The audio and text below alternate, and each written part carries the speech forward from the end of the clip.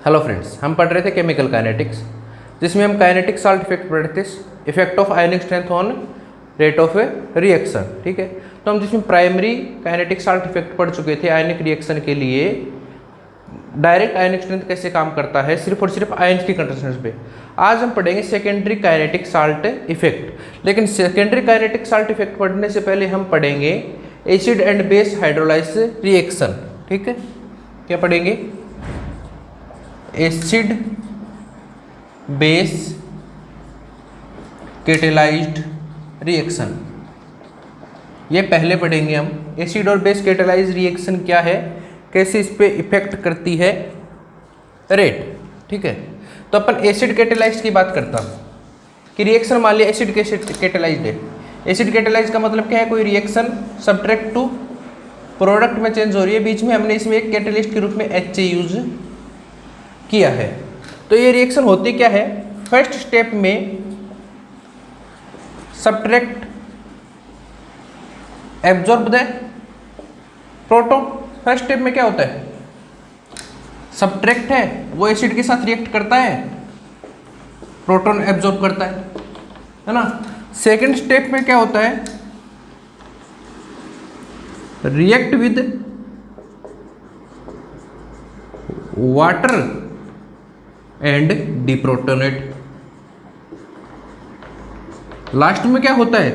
H plus है वो water के साथ रिएक्शन करता है, प्रोडक्ट में चेंज होता है, प्लस अपना प्रोटॉन वापस दे देता है। इस प्रकार एसिड क्या करता है? कैटेलिस्ट की तरह बिहेव करता है। तो ओवरऑल रिएक्शन करेंगे तो कैसे लिखी? यहाँ पे जब ये होता है तो ये क्या आता है? इक्विलिब्रियम में आता है। तो ओवरऑल रिएक्शन कैसे लिखी जाएगी? S plus H A K1 K-1 SH plus plus A minus. पहली स्टेप में क्या होगा? एसिड के साथ प्रोटोनेट होगा, इक्विलिब्रियम में रहेगा। और सेकंड स्टेप में क्या होगा? SH plus plus H2O K2 product plus H3O plus. यही इसकी मैकेनिज्म होगी ना। एसिड कैटेलाइज्ड रिएक्शन यदि होगी तो इसकी मैकेनिज्म ये होगी। अब इसके लिए यदि मैं रेट लिखूं तो रेट क्या लिखी जाएगी? K2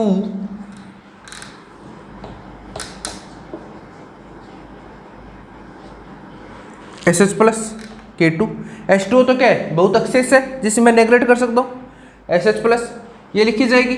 SH प्लस क्या है यहाँ पे देखना, इसके लिए इस इक्वेशन के लिए रेट ये लिखी जाएगी प्रोडक्ट के रूप में K2 SH प्लस H2O को नेग्लेक्ट कर सकता हूँ बहुत ज़्यादा कंसंट्रेशन में। तो SH plus during the reaction बना है तो SH से ऑन SH प्लस क्या इंटरमीडिएट की तरह काम करेगा, तो इसमें मैं SH से अप्लाई कर सकता हूँ।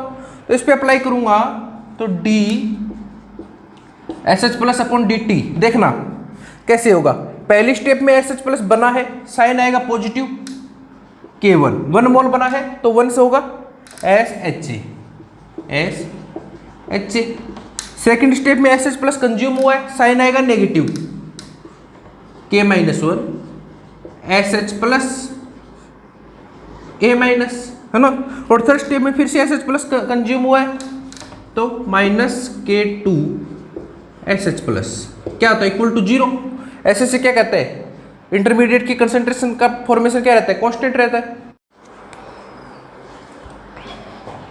ये देखिए यहाँ पे SH प्लस आएगा, K1 SHA K-1 A minus आएगा, ये SH प्लस नहीं होगा, यहाँ पे A माइनस प्लस K2। ये इक्वेशन मैं रेट में लिख दूँ तो रेट क्या हो जाएगी? K1 K2 SHA upon K-1 A minus plus K2। ये आ गई रेट। अब देखना यहाँ पे दो कंडीशन लगाता हूँ मैं। पहली कंडीशन लगाता हूँ K2 is greater than K-1 A minus, इससे बहुत ज़्यादा है K2। ये बहुत ज़्यादा है तो ये टर्म नेगलेक्ट हो जाएगी। तो रेट क्या आ जाएगी? K1 K2 SHA upon K2 से K2 कैंसिल, रेट क्या आ जाएगी? K1 SHA। ठीक है, तो एसिड कैटेलाइज्ड रिएक्शन में रेट सब्ट्रैक्ट के साथ साथ कंसंट्रेशन ऑफ एसिड पे डिपेंड कर रही है। कंसंट्रेशन ऑफ एसिड, जितना एसिड डाला उस पर डिपेंड कर रही है। तो इस तरह की इक्वेशन को बोलते हैं general acid catalysed reaction. General acid catalysed reaction, जब एच पे डायरेक्ट सिर्फ और सिर्फ कंसंट्रेशन ऑफ एसिड पे डिपेंड करे तो इसे बोलते हैं जनरल एसिड कैटेलाइज्ड रिएक्शन। अब देखना दूसरी कंडीशन में क्या कर दूं कि K-1 A- is greater than K2, इसको मैं बहुत ज्यादा कर दूं तो रेट क्या आ जाएगी, K1 K2, इस बार K2 नेगलेक्ट हो जाएगा तो K-1 S HA/A- आ जाएगा। अब देखना HA क्या था, अपना वीक एसिड था, इसके लिए डिसोसिएशन कांस्टेंट कैसे लिखते हैं, HA = H++ A-, तो Ka कितना होता है H+A- यही होता है ना, इसके लिए डिसोसिएशन कांस्टेंट। तो यहां से HA/A- कितना आ जाएगा, H इधर A- इधर, तो ये आ जाएगा H+K। ये मैं यहाँ पे वैल्यू पुट कर देता हूँ तो मेरी रेट कितनी आ जाएगी, ये मैं जनरल कैटेलाइज्ड रिएक्शन को हटा देता हूँ,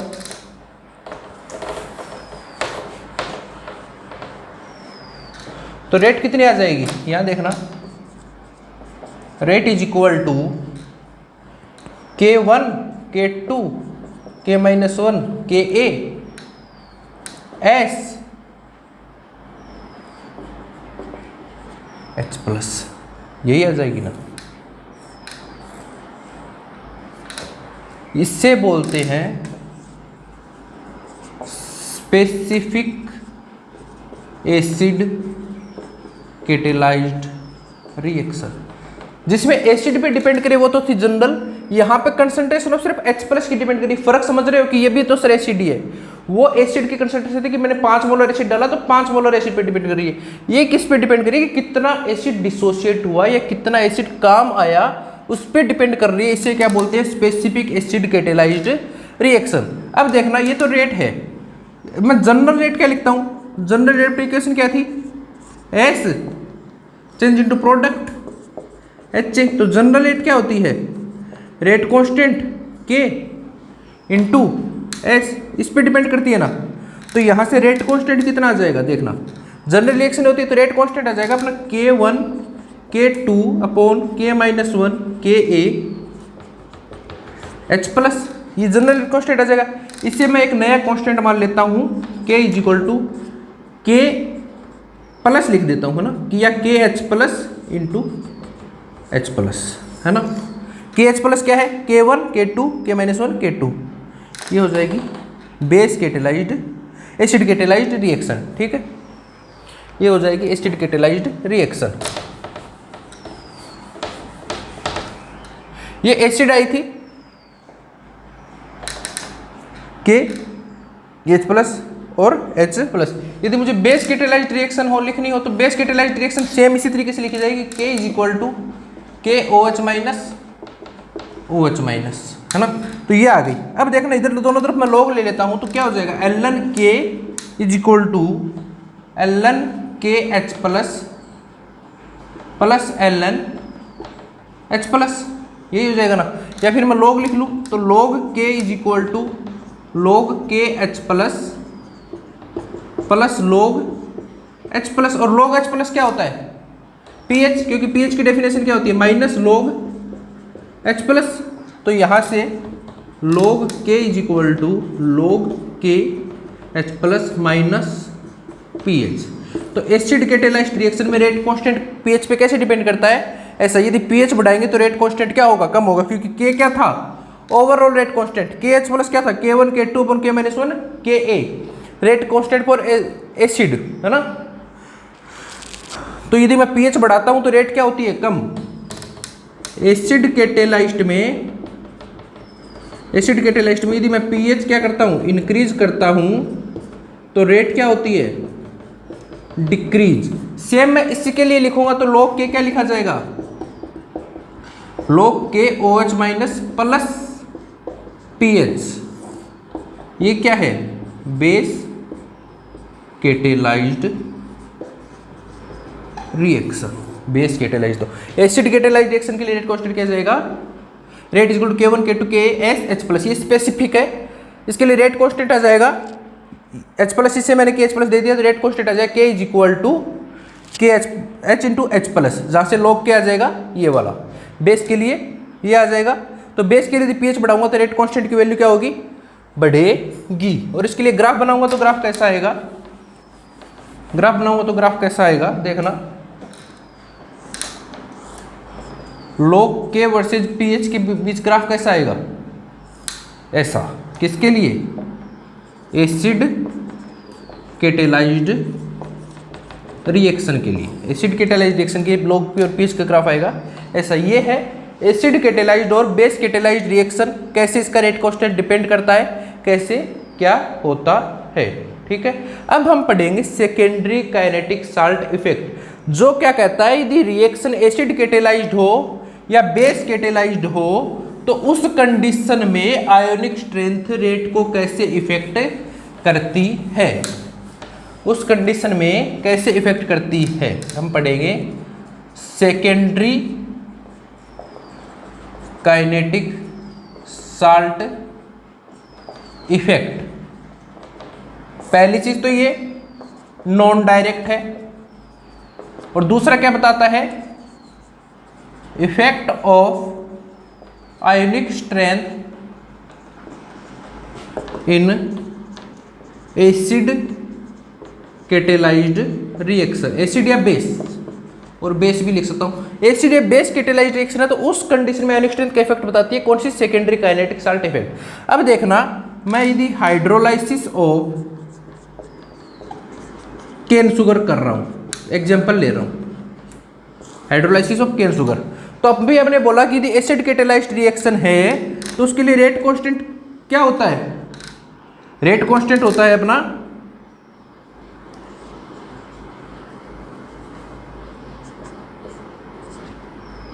के नोट या के एच प्लस H3O प्लस, यही होता है ना।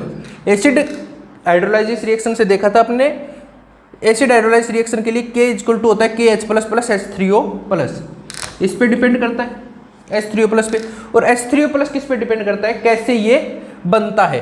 जैसे मैं पहली कंडीशन से ले रहा हूं कि अपनी एसिड HA से बन रहा है, first condition, if H plus obtain by HA, कोई वीक एसिड है HA, जैसे HCl या कुछ और, उससे मिल रहा है तो कैसे मिलेगा देखना, HA plus H2O H3O plus plus A minus, यही इक्वेशन लिखी जाएगी ना इसके लिए, यही इक्वेशन H3O इस इक्वेशन में HA से इस प्रकार से आएगा। देखना अभी मैंने एसिड कैटेलाइज्ड रिएक्शन से देखा कि डायरेक्ट एसिड H प्लस पे डिपेंड करती है, तो सेकेंडरी काइनेटिक साल्ट इफेक्ट में मैंने एक एसिड कैटेलाइज्ड रिएक्शन ले ली तो उसके लिए रेट कांस्टेंट क्या लिखा जाएगा, KH plus plus H3O plus, है ना। तो यहाँ से यदि H3O प्लस HA से, सिर्फ HA से ऑब्टेन हो रहा है तो इस प्रकार ऑब्टेन होगा, तो यहाँ से के इक्विलिब्रियम क्या लिखा जाएगा, के equilibrium activity of H3O plus into के इक्विलिब्रियम लिख देता हूँ ना, activity of A minus upon activity of HA, ये लिखी जाएगी ना।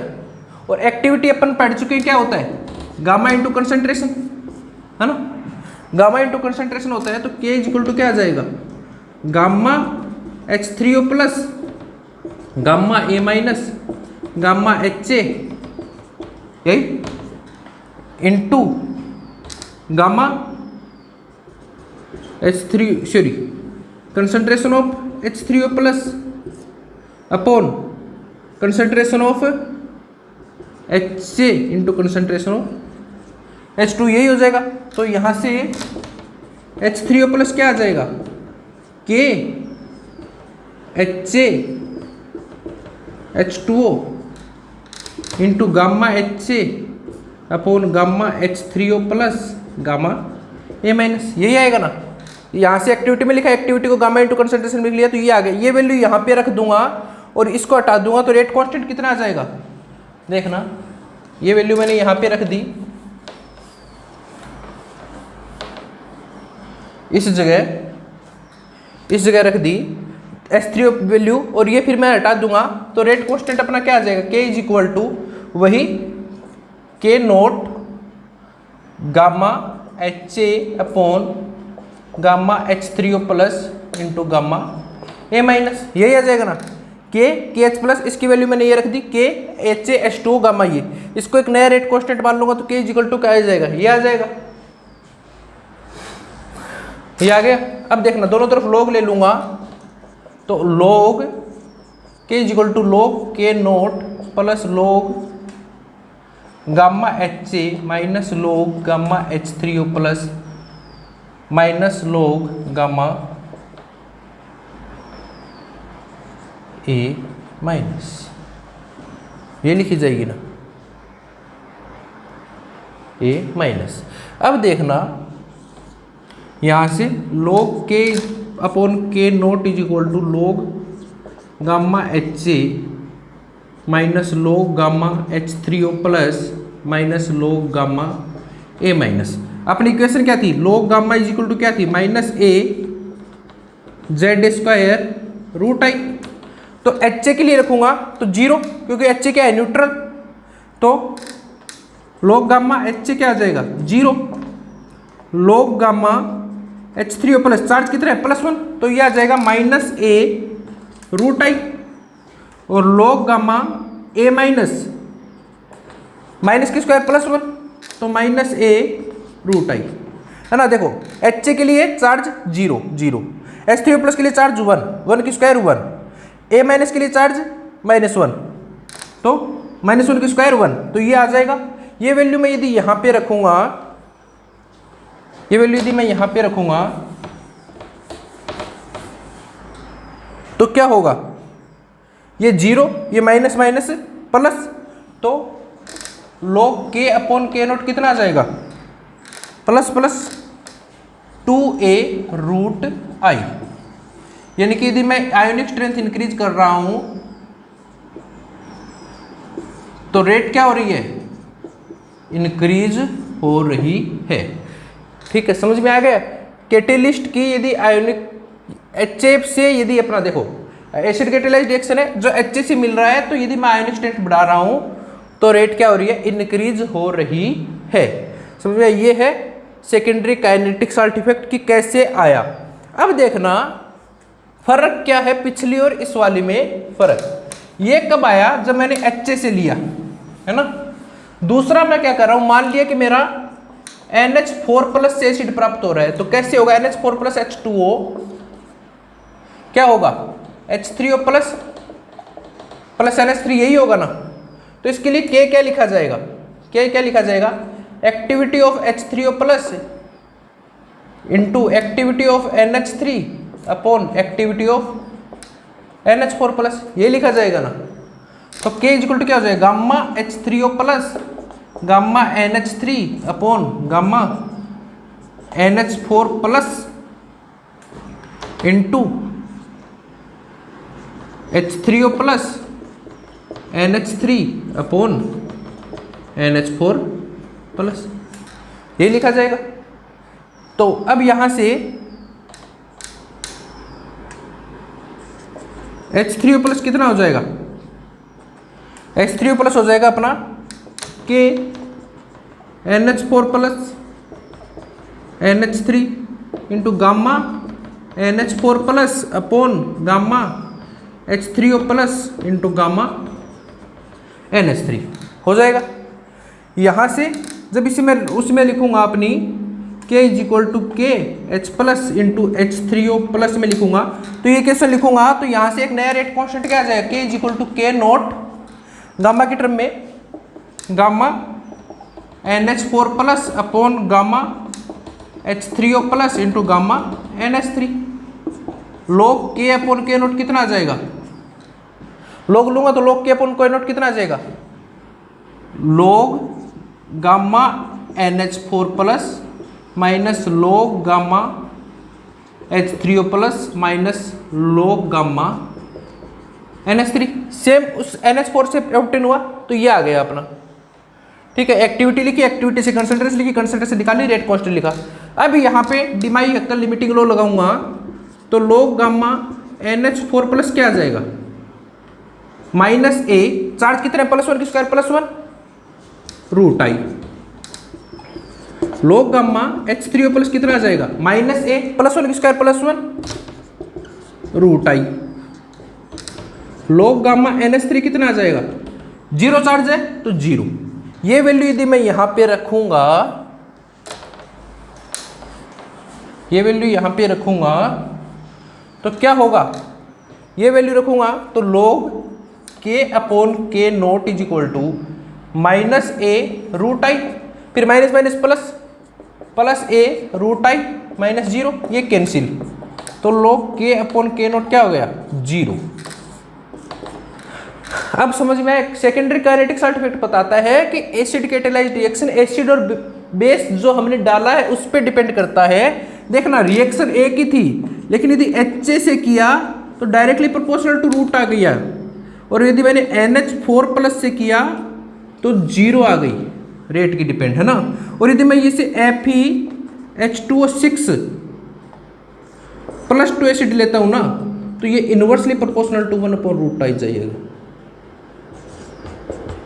ठीक है, तो ये डिपेंड करता है कि कौन सा एसिड हम ले रहे हैं। तो प्राइमरी काइनेटिक साल्ट इफेक्ट बताता है डायरेक्ट आयनिक स्ट्रेंथ की इफेक्ट कि किसी भी आयन्स में कैसे होती है, और सेकेंडरी बताता है एसिड कैटालाइज या बेस कैटालाइज के लिए आयनिक स्ट्रेंथ इफेक्ट कि कौन सा एसिड ले रहे हैं तो अपनी रिएक्शन कैसे डिपेंड करती है। वो डायरेक्ट इफेक्ट होता है, ये नॉन डायरेक्ट इफेक्ट होता है। ये है सेकेंडरी काइनेटिक साल्ट इफेक्ट। अब हम एक टॉपिक और पढ़ते हैं, वो है आयोनिक इक्वेशन के लिए डाई इलेक्ट्रिक कांस्टेंट का इफेक्ट, है ना, effect of dielectric constant.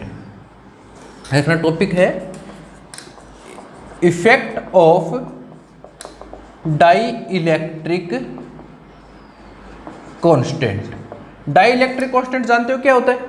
Dielectric constant होता है पोलर सॉल्वेंट के लिए कि कोई भी सॉल्वेंट पोलर कंपाउंड को कितना ज्यादा डिजोल्व करता है, उसकी कैपेसिटी का मेजरमेंट क्या कहलाता है? Dielectric constant. हम जैसे बोलते हैं वाटर के लिए डाई इलेक्ट्रिक कांस्टेंट बहुत ज्यादा होता है, इसलिए वो सभी सॉल्वेंट को क्या कर लेता है? डिजोल्व, सॉल्यूट को डिजोल्व कर देता है। तो कोई भी सॉल्वेंट पोलर सॉल्यूट को कितना ज्यादा डिजोल्व कर रहा है, उसका जो पावर है वो क्या होता है? डाई इलेक्ट्रिक कांस्टेंट होता है। अब हमें effect of dielectric constant देखेंगे आयोनिक इक्वेशन के लिए। तो मैंने दो आयन मान लिए, ये ए है, ये बी है, इस पे भी चार्ज प्लस है, इस पे भी चार्ज प्लस है, दोनों आपस में रिएक्ट करके ए बी एक्टिवेटेड कॉम्प्लेक्स बना रहे हैं, एक्टिवेटेड कॉम्प्लेक्स बना रहे हैं ना, तो जिसकी दूरी क्या है? डी है। एक्टिवेटेड कॉम्प्लेक्स बनाया जिसकी दूरी क्या है? डी है। तो अपन ने रेट निकाली थी, नॉर्मल रेट क्या थी? जब रेट कांस्टेंट निकाला था तो क्या आया था? KT अपॉन एच ई की पावर माइनस डेल जी स्टार अपॉन आर टी, है ना। वो किसके लिए आया था? न्यूट्रल के लिए। अब मैं यदि आयोनिक की बात कर रहा हूं तो डेल जी चेंज हो जाएगा, डेल जी एच हो जाएगा, या डेल जी स्टार हो जाएगा। डेल जी एच जो पहले था वो तो रहेगा ही रहेगा, इसके अलावा एक टर्म और जोड़ा जाएगी उसमें। देखना हमने ये रेट निकाली थी, ये रेट निकाली थी, तो क्या होगा? आयोनिक के लिए, नॉन आयोनिक का तो डेल जी रहेगा ही रहेगा, प्लस आयोनिक के लिए और हो जाएगा। अब देखो दो आयन बिल्कुल पास पास है डी दूरी पे, तो उनके बीच में जो पोटेंशियल होता है वो कितना होता है? ए इज इक्वल टू होता है Z A Z B square, Z A Z B square upon 4 pi epsilon naught D D. यही होता है ना, जहाँ डी क्या है? डाई इलेक्ट्रिक कांस्टेंट, और स्मॉल डी क्या है? Distance between ions. और एक मोल की बात करूंगा तो एन से मल्टीप्लाई कर दूंगा, ई आ जाएगा Z A Z B square. इस पे चार्ज जेड ए है, इस पे चार्ज जेड बी है, तो Z A Z B square N A upon 4 pi epsilon naught D. D क्या है? डाई इलेक्ट्रिक कांस्टेंट है। एप्सिलॉन नॉट क्या है? पारगम्यता गुणांक बोलते हैं इसे। और स्मॉल डी क्या? Distance between ion. तो मैं ये रखूंगा तो ये क्या आ जाएगा? Plus Z A Z B square N A upon 4 pi epsilon naught dielectric constant into D. ये वैल्यू मैं यहाँ पे रखूंगा, ये वैल्यू मैं यहाँ पे रखूंगा, तो रेट कांस्टेंट क्या आ जाएगा? K is equal to K T upon H, E की पावर ये पहले रखूंगा तो minus del G H upon R T, E की पावर ये रखूंगा तो minus Z A Z B E square N A upon 4 pi epsilon naught D D R T. Log ले लूंगा, इसको मैं क्या मान लेता हूँ, के डेस मान लेता हूँ। तो के is equal to K dash या L N K is equal to L N K dash minus Z A Z B E square N A upon 4 pi epsilon naught D D R T. ये क्या आ जाएगा formula same ion के लिए, L N K equal to L N K naught minus Z A Z B इसका 4 pi epsilon naught upon R T. इसे मैं एक जगह लिख देता हूँ ना। तो फॉर्मूला क्या आ गया आपका, L N K is equal to L N K naught minus Z A Z B E square N A upon 4 pi epsilon naught D D R T. यदि क्या आयन क्या है सेम, और आयन यदि अपोजिट हो जाएंगे तो ये साइन क्या हो जाएगा पॉजिटिव, क्योंकि साइन एक पॉजिटिव और एक नेगेटिव साइन यदि पॉजिटिव हो जाएंगे तो क्या हो जाएगा Z A Z B E square N A upon 4 pi epsilon naught D D R T opposite. तो डाइइलेक्ट्रिक कांस्टेंट पे कैसे डिपेंड करेगा, यदि सेम आयन है तो यदि डी इंक्रीज करेंगे, सेम आयन के लिए डी इंक्रीज करेंगे डाइइलेक्ट्रिक कांस्टेंट, तो ये वैल्यू क्या होगी कम होगी, ये वैल्यू कम होगी तो रेट क्या हो जाएगी इंक्रीज। यदि आयन सेम है तो डाइइलेक्ट्रिक कांस्टेंट इंक्रीज करने पे रेट क्या हो जाएगी इंक्रीज, और अपोजिट है तो डी इंक्रीज करने पे रेट क्या हो जाएगी डिक्रीज। तो आयन की क्वेश्चन में देख लेना, रेट सेम है, आयन सेम है या आयन अपोजिट है, और डिस्टेंस स्मॉल डी यदि इंक्रीज करूंगा तो क्या होगी रेट इंक्रीज होगी, किसके लिए सेम आयन्स के लिए। ये आप आराम से रिलेशन देख सकते हो, यदि सेम आयन्स के लिए डिस्टेंस बढ़ाऊंगा तो ये वैल्यू कम तो रेट हो जाएगी बढ़ जाएगी, रेट कम हो जाएगी। ये है इफेक्ट ऑफ डाइइलेक्ट्रिक कांस्टेंट और इफेक्ट ऑफ डिस्टेंस। ये तो फॉर्मूले से था, अब थ्योरेटिकल समझना देखना कैसे है। सबसे पहले तो रेट कम होगी कि रेट ज्यादा होगी, ये फॉर्मूला आपको माइनस और प्लस साइन कंफ्यूज करे। तो नॉर्मल आयन्स आपकी रिएक्शन कर रहे हैं, वो तो कर रहे हैं, वो लोग के नोट से कर रहे हैं नॉर्मल आयन्स। अब मैंने क्या कर सॉरी नॉर्मल मॉलिक्यूल्स, अब मैंने आयनिक कर लिया, दोनों सेम पॉजिटिव कर लिए, तो सेम आयन आपस में क्या करते हैं रिपल्सन करते हैं। सेम आयन आपस में रिपल्सन करते हैं तो फ्री एनर्जी बढ़ेगी, रिपल्सन मतलब एनर्जी बढ़ेगी, तो फ्री एनर्जी बढ़ रही है वो आपने देखा था। और जब ये रिपल्सन कर रहे हैं तो रेट ऑफ रिएक्शन बढ़ेगी कि कम होगी, जब दोनों आयन आपस में रिपल्सन कर रहे हैं तो ओवरऑल रेट क्या होगी कम होगी। तो साइन सेम हो तो यदि साइन चार्ज सेम हो तो साइन क्या आएगा नेगेटिव, क्योंकि चार्ज सेम है तो आपस में रिपेल करेंगे तो रेट ऑफ रिएक्शन कम होगी, रेट ऑफ रिएक्शन कम हो रही है। साइन पॉजिटिव है तो साइन सेम है या अपोजिट है तो अट्रैक्शन होगा, एक ए प्लस है दूसरा बी माइनस अट्रैक्शन होगा, रेट बढ़ेगी पॉजिटिव आएगा। नेगेटिव पॉजिटिव समझ में आ गया।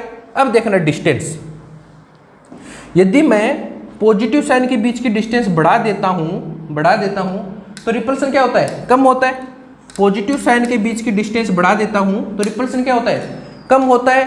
रिपल्सन कम होता है तो रेट क्या हो जाएगी बढ़ जाएगी, रेट क्या हो जाएगी बढ़ जाएगी। डी बढ़ाने पे रेट क्या हो जाएगी बढ़ जाएगी, सेम साइड है ये बढ़ाता हूं तो रेट बढ़ जाएगी, है ना। अट्रैक्शन कम होता है, और अपोजिट साइन हो चाहे दूरी बढ़ाने पे तो अट्रैक्शन हमेशा कम ही होगा ना, जितने आयन दूर होंगे उनके बीच का अट्रैक्शन या रिपल्सन दोनों कम होंगे। यदि मैं इनके बीच का दूरी बढ़ाता हूं तो रिपल्सन कम होता है इसलिए रेट बढ़ रही है, और अपोजिट साइन है दूरी बढ़ाता हूं तो अट्रैक्शन कम हो रहा है इसलिए रेट क्या हो रही है कम हो रही है। ठीक है समझ में आ गया। सेम साइन है डिस्टेंस बढ़ा रहा हूं तो उनके बीच का रिपल्सन क्या हो रहा है कम हो रहा है, रिपल्सन कम होता है रेट बढ़ती है। अपोजिट साइन है दूरी बढ़ा रहा हूं तो अट्रैक्शन क्या हो रहा है कम हो रहा है तो रेट क्या हो रही है कम हो रही है, रेट क्या हो रही है कम हो रही है। ठीक है, ऐसे डाइइलेक्ट्रिक कांस्टेंट है डिसोल्यूशन पावर, यदि दोनों सेम आयन है डाइइलेक्ट्रिक कांस्टेंट ज्यादा है तो दोनों को अच्छे से डिसॉल्व कर लेगा, अच्छे से डिसॉल्व कर लेगा तो बहुत जल्दी क्या कर पाएंगे रिएक्ट कर पाएंगे, इसलिए डाइइलेक्ट्रिक कांस्टेंट बनने पे रेट कांस्टेंट बढ़ता है। तो आप ये फॉर्मूला याद रखना, सेम आयन है, रिपल्सन करेंगे रेट कम होगी, साइन आएगा नेगेटिव। अपोजिट साइन है, अट्रैक्शन करेंगे रेट बढ़ेगी, साइन क्या आएगा पॉजिटिव आएगा। ठीक है, एक चीज और देखते हैं, वो है एंट्रोपी। उसका मैं सिर्फ जिक्र करता हूं आपके सामने, डिटेल में नहीं जाएंगे। एंट्रोपी, एंट्रोपी देखना, यदि सेम चार्ज है, सेम चार्ज है ए प्लस और बी माइनस, ये जब एक्टिवेटेड कॉम्प्लेक्स बनाएंगे, reactant to activated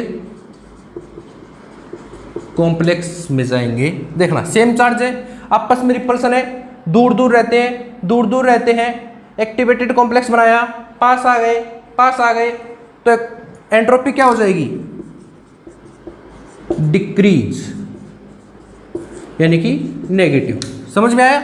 same charge है, दूर दूर रहे, एक्टिवेटेड कॉम्प्लेक्स बनाया, एक फिक्स दूरी पे लाके रख दिया, एंट्रोपी क्या हो गई, डिक्रीज।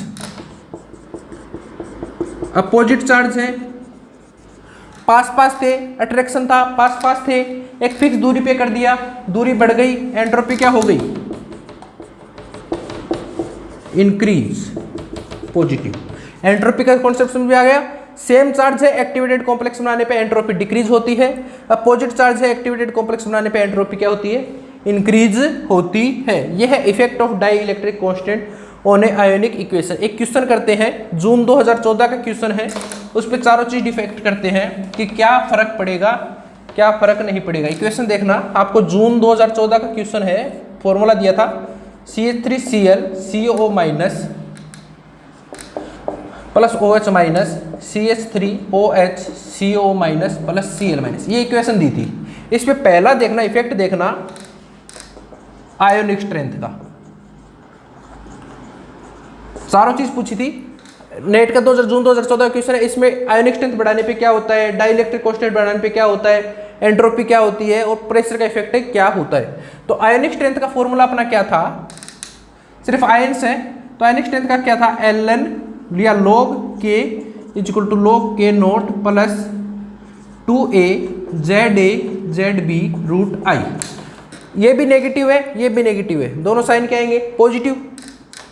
तो log K equal to log K plus 2a root I, यही होगा ना। यानी कि आयोनिक स्ट्रेंथ यदि इंक्रीज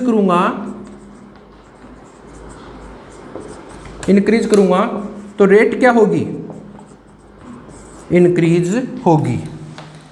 आयोनिक स्ट्रेंथ इंक्रीज करने पे रेट क्या होगी, इंक्रीज होगी। तो आयोनिक स्ट्रेंथ का इफेक्ट हमने इस इक्वेशन पे देख लिया कि यदि इंक्रीज करता हूं तो रेट इंक्रीज होती है, डिक्रीज करता हूं तो रेट डिक्रीज हो रही है। दूसरा देखना एंट्रोपी, सेम साइन है, entropy at activated complex, entropy है वो एक्टिवेटेड कॉम्प्लेक्स पे, सेम साइन है, आपस में क्या करते हैं, रिपेल करते हैं। एक्टिवेटेड कॉम्प्लेक्स पे एंट्रोपी क्या होती है, डिक्रीज। सेम साइन आपस में अपोजिट करते हैं, एक्टिवेटेड कॉम्प्लेक्स पे पास ला के रख दिए तो एंट्रोपी डिक्रीज हुई, एंट्रोपी डिक्रीज हुई तो क्या होता है, नेगेटिव, है ना। तो क्या होता है, नेगेटिव। ये जून 2014 का क्वेश्चन देख लेना आप, किसी में ये पूछा था, 4 स्टेटमेंट थे, स्टेटमेंट में बता देता हूं क्या क्या थे।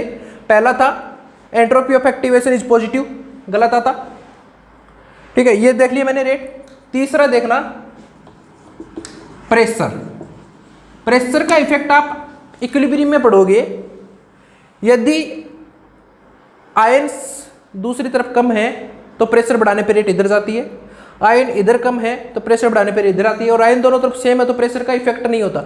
इधर भी सेम है, इधर भी सेम है, इधर भी आयन सेम है, इधर भी आयन सेम है, तो ΔNG कितना हो गया, 0 हो गया, तो प्रेशर क्या होगा,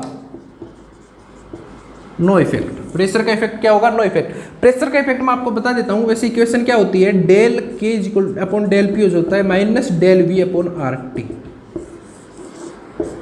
यदि वॉल्यूम क्या हो रहा है, बढ़ रहा है, तो प्रेशर बढ़ाने पे रेट क्या होगी, कम होगी। ये प्रेशर का इफेक्ट होता है। Ln K upon D P equal to minus del V R T. तो यदि डेल वी क्या है, पॉजिटिव है, पॉजिटिव को मतलब आयन कम है, प्रोडक्ट में ज्यादा बन रहे हैं, तो प्रेशर बढ़ाने पे रेट क्या होती है, डिक्रीज होती है। ये हालांकि केमिकल इक्विलिब्रियम में बहुत अच्छे से सीख जाओगे आप। यहाँ पे डेल वी कितना है, 0 है, डेल वी 0 है तो नो इफेक्ट ऑफ प्रेशर। और चौथा है dielectric constant. Dielectric constant, dielectric constant देखना क्या है, दोनों क्या है, सेम आयन है। सेम आयन है तो रिएक्शन की रेट क्या होगी, कम होगी। दोनों से रिपल्सन करेंगे तो अपना फॉर्मूला क्या आता था, ln k is equal to ln k naught minus ZB E square NA upon 4 pi epsilon naught d dielectric constant यदि बढ़ाता हूं तो ये वैल्यू कम होती है, ये वैल्यू कम होती है तो ये वैल्यू क्या होगी, बढ़ेगी। तो d इंक्रीज करने पे रेट क्या होती है, इंक्रीज होती है। ठीक है, तो चारों इफेक्ट हमने पढ़ लिया। आयोनिक स्ट्रेंथ बढ़ाने पे बढ़ती है, एंट्रोपी एक्टिवेटेड कॉम्प्लेक्स होती है, प्रेशर का कोई इफेक्ट नहीं होता, डाई इलेक्ट्रिक कॉन्स्टेंट बढ़ाने पे रेट बढ़ती है। ये जून 2014 में पूछा था, आपको 4 स्टेटमेंट दिए थे। पहला स्टेटमेंट था कि आयोनिक स्ट्रेंथ बढ़ाने पे रेट कम होती है, तो पहला स्टेटमेंट गलत था। दूसरा था कि एक्टिवेटेड स्ट्रेंथ पे एंट्रोपी पॉजिटिव होती है, गलत था। तीसरा था प्रेशर बढ़ाने पे रेट बढ़ती है, गलत था। चौथा था डाई इलेक्ट्रिक कॉन्स्टेंट बढ़ाने पे रेट बढ़ती है, चौथा स्टेटमेंट क्या था, सही था। ये था अपना secondary kinetic salt effect. Thank you.